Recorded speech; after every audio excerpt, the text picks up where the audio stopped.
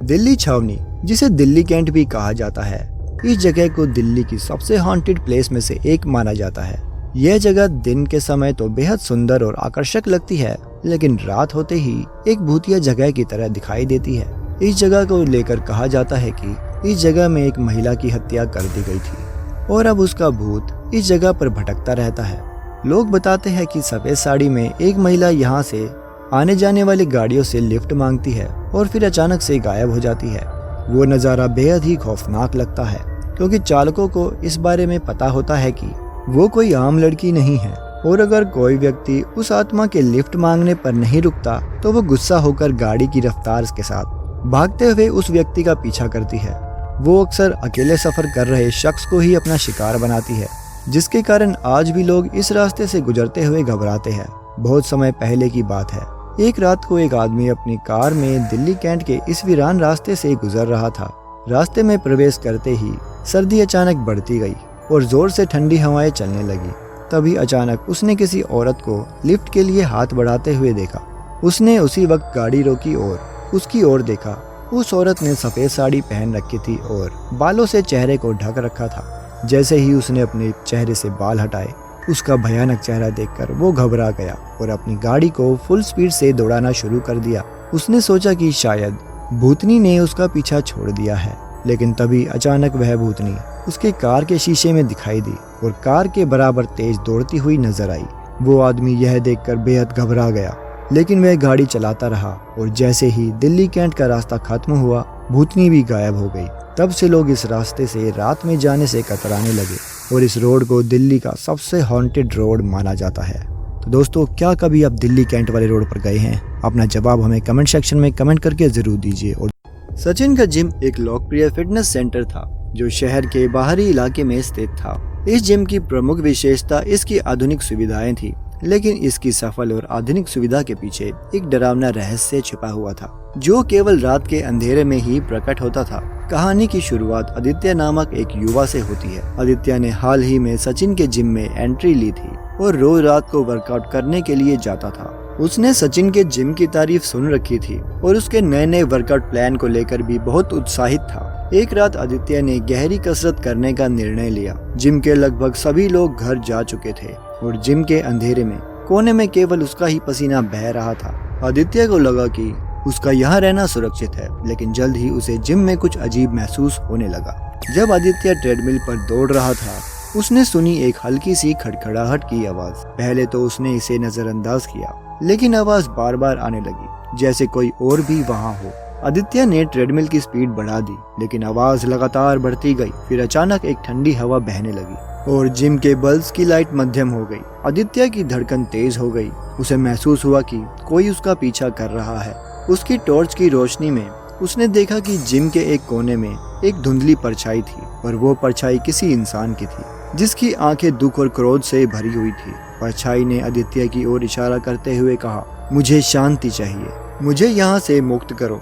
आदित्य ने पूछने की कोशिश की कि वह कौन है, लेकिन उस परछाई ने उसे जवाब नहीं दिया। आदित्य ने जिम के मैनेजर सचिन से इस बारे में बात करने का निर्णय लिया। सचिन ने कहा कि वह जानते हैं कि जिम में कुछ अजीब घटनाएं होती है, लेकिन उन्होंने कभी इसका खुलासा नहीं किया। सचिन ने बताया कि कई साल पहले जिम के पुराने मालिक की हत्या कर दी गई थी। वह एक फिटनेस ट्रेनर था जिसे अपनी टीम के एक सदस्य ने ही धोखे से मार दिया था। उस व्यक्ति की आत्मा अब भी जिम में बसी हुई है और शांति की तलाश में है। सचिन ने आदित्य को एक पुरानी किताब दी जिसमें एक तंत्र मंत्र था जो आत्मा को शांति देने में मदद कर सकता था। आदित्य ने तंत्र मंत्र की प्रक्रिया को ध्यान से किया और जिम में एक अजीब सी शांति छा गई और फिर धीरे धीरे वो परछाई गायब हो गई और जिम की पॉजिटिव एनर्जी वापस सामान्य हो गई। सुबह के समय आदित्य ने सचिन को धन्यवाद दिया और जिम में रात बिताने का साहस जुटा लिया। जिम का वातावरण अब भी थोड़ा डरावना था, लेकिन आदित्य को एहसास हुआ कि आत्मा को शांति मिल गई है और अब वह आराम कर सकती है।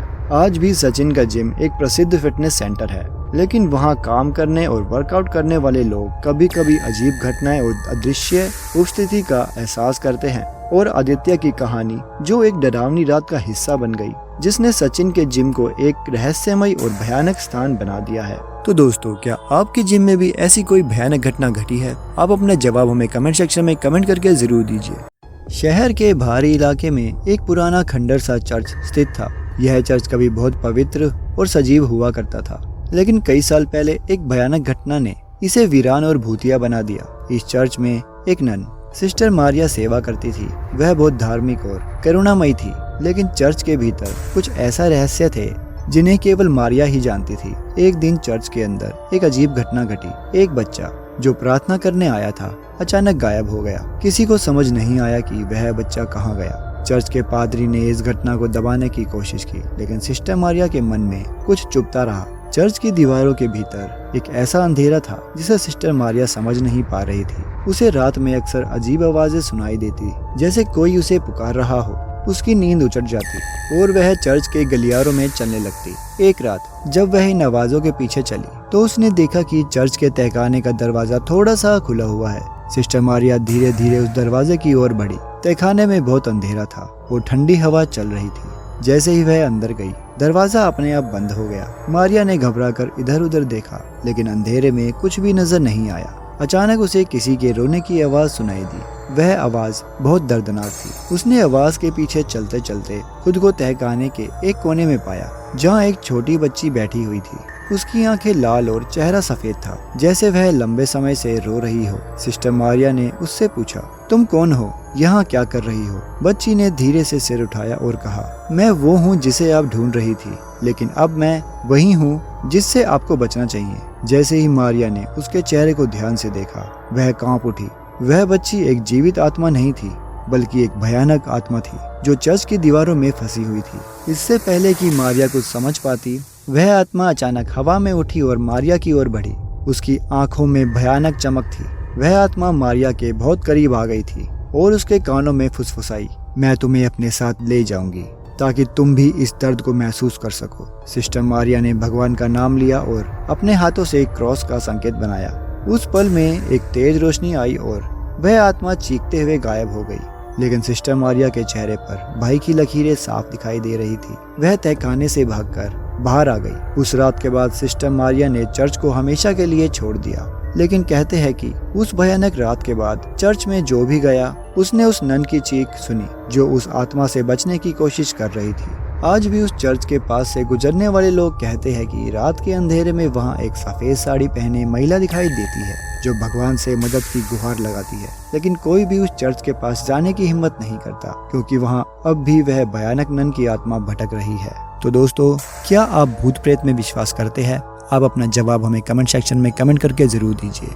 और दोस्तों, ऐसी और भी हॉरर स्टोरीज सुनने के लिए हमारे चैनल को सब्सक्राइब करके बेल आइकन जरूर दबाएं, ताकि आने वाली हर स्टोरी की अपडेट आपको मिले सबसे पहले। धन्यवाद।